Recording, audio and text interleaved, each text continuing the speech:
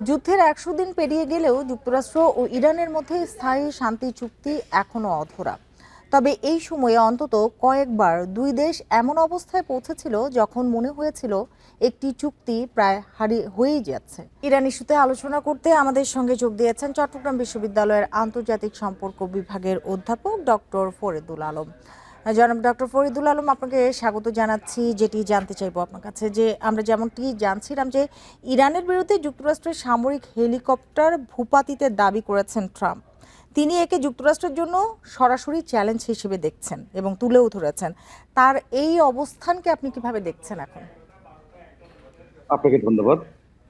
ইরানের বিরুদ্ধে যে অভিযোগটি করা হয়েছে যুক্তরাষ্ট্রের পক্ষ থেকে, এই অভিযোগের বিষয়ে কিন্তু ইরানের যে জবাব, যে ইরান যে এরকম একটি কাজ করেছে সেটি কিন্তু ইরান স্বীকার করেনি বা ইরান জানায়নি বা দাবি করেনি যে এই ধরনের একটি কাজ তারা করেছে। আমরা যেটি দেখলাম যে যুক্তরাষ্ট্র কিন্তু এই ধরনের জবাবের অপেক্ষা না করে তারা পাল্টা হামলা করলো ইরানের উপকূলীয় অঞ্চলগুলোতে। এবং এই হামলার জবাবে আমরা এটাও দেখলাম যে ইরানও বসে নেই, ইরানও আবার হামলা করলো। এবং এই পাল্টা হামলার পরবর্তী সময়ে দুই পক্ষই যেটি বললো, মার্কিন যুক্তরাষ্ট্র হামলা করার পরে তারা বলল যে আর যদি তাদের উপর হামলা না করা হয় তাহলে তারা হামলা এখানেই বন্ধ করলো। ইরানের পক্ষ থেকে মার্কিন যুক্তরাষ্ট্রের যে ঘাঁটিগুলো রয়েছে বাহরাইন, জর্ডান এবং কুয়েতে, সেখানে পাল্টা হামলা করে তারাও বলেছে যে যুক্তরাষ্ট্রের পক্ষ থেকে যদি পাল্টা কোনো ধরনের থ্রেট আছে তাহলে তারাও কিন্তু এই হামলাটিকে বন্ধ করলো।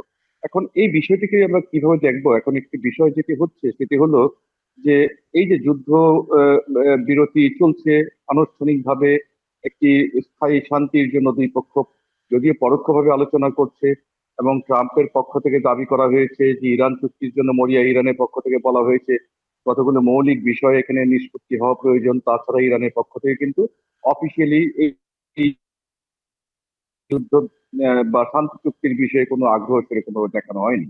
এখন এই আলোচনাটা কিন্তু একটি ভেস্তে যাওয়ার মতো একটি পর্যায়ে চলে গেছে। অবস্থাটা এখানে এমন জায়গায় এসে দাঁড়িয়েছে যে এই যুদ্ধবিরতির মধ্যে ইসরায়েল কোনোভাবেই এটিকে কমপ্লাই করতে চাচ্ছে না। তারা লেবাননকে তাদের হামলা লক্ষ্যবস্তু করেছে এবং তারা মনে করছে যে মধ্যপ্রাচ্যে তারা একক শক্তি হিসেবে তারা নির্ভীককে এখানে অবস্থান করবে। ইরানের প্রক্সি যে গোষ্ঠীগুলো আছে এখানে যুদ্ধবিরতি থাকা সত্ত্বেও তারা সেই হামলাগুলো চালিয়ে গেছে, ট্রাম্পের পক্ষ থেকে এই হামলাগুলো চালিয়ে গেছে।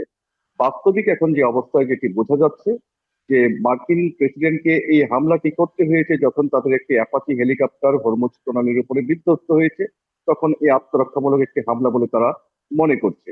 কিন্তু বাস্তব অবস্থা যেটি বলছে পুরো বিষয়টি এখন আর ট্রাম্পের নিজের নিয়ন্ত্রণেও নেই।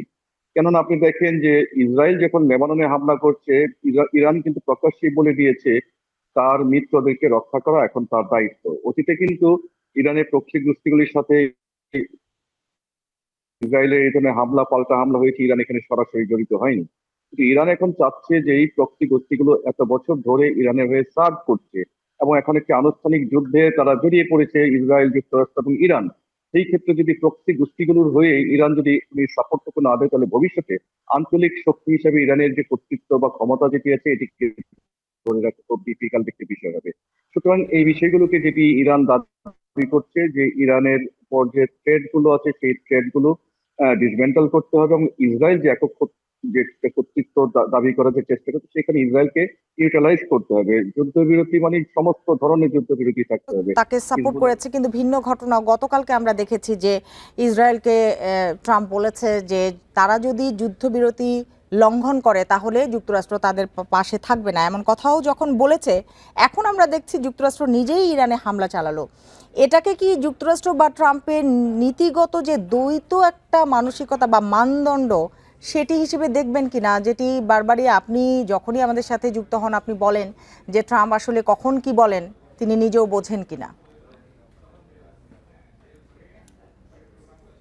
এখন এখানে দুটি বিষয় বলা যায়। প্রথম কথাটি হচ্ছে যে আহ, ট্রাম্প নেতানিয়াহুকে ফোন করে বলেছেন যে এই যে যুদ্ধবিরতি চলছে এবং এখানে ইসরায়েলকে যে বারবার করে রিকোয়েস্ট করা হচ্ছে যেন যদি এরকম নিষেধাজ্ঞা বারবার করে মান্য করতে থাকে তাহলে যুক্তরাষ্ট্রের আর ইসরায়েলকে সাপোর্ট করা সম্ভব না, তাহলে ইসরায়েল এখানে একাই চলতে হবে। এরকম একটি কথা তিনি বলেছেন, তিনি হয়তো মিনই করেছেন, কারণ এখন তিনি চাচ্ছেন যে কোনো ভাবেই হোক না কেন একটি শান্তি চুক্তি সম্পাদিত হোক, যুক্তরাষ্ট্র আনুষ্ঠানিকভাবে নিজেকে বিজয়ী ঘোষণা করে এই যুদ্ধ থেকে বের হয়ে যায়। কিন্তু বাদ সাধছেন বারবার করে নেতানিয়াহু। এখন নেতানিয়াহুর এই যুদ্ধে এই মুহূর্তে ট্রাম্পের জড়িত হওয়ার ইচ্ছা রয়েছে সেটি এখন আসলে বলা যাচ্ছে না, কারণ মার্কিন যুক্তরাষ্ট্র এই যুদ্ধ থেকে কোন রকম ভাবে শান্তিপূর্ণ উপায়ে বা মান সম্মান রক্ষা করে বের হতে চায়। কিন্তু গতকালকে যে ঘটনাটি ঘটলো, অ্যাপাচি হেলিকপ্টার বিধ্বস্ত হওয়াকে কেন্দ্র করে এটি তার উপর স্বাভাবিকভাবে একটি চাপ সৃষ্টি করে। কেননা সেখানে মার্কিন যুক্তরাষ্ট্রের বেজ রয়েছে, কতগুলো মার্কিন যুক্তরাষ্ট্রের একটি বিমান বিধ্বস্ত হয়েছে ধারণা করছে, এবং ট্রাম্পের কাছে হয়তো বা সেরকম জোরালো প্রমাণ রয়েছে এটি ইরানই করেছে। এখন এই জায়গায় যদি তিনি পাল্টা একটি আঘাত না করেন, এটি একটি কৌশলগত কারণে তাকে আঘাত করতেই হয়। এই আঘাতটি তিনি যদি না করেন তাহলে যেটি আন্তর্জাতিক ভাবে, শুধু তার আভ্যন্তরীণ ভাবেই না, আন্তর্জাতিক ভাবে যেটি প্রমাণিত হবে যে ইরান মার্কিন যুক্তরাষ্ট্রকে আঘাত করে এবং মার্কিন যুক্তরাষ্ট্র ভয়ে ইরানকে প্রত্যাঘাত করতে পারছে না।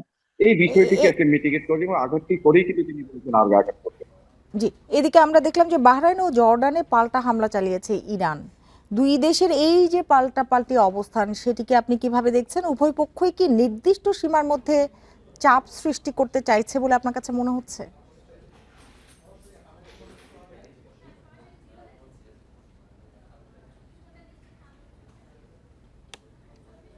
দুঃখিত, সংযোগটি বিচ্ছিন্ন হয়ে গেছে। আমরা বরং চলে যাচ্ছি পরের খবরটিতে।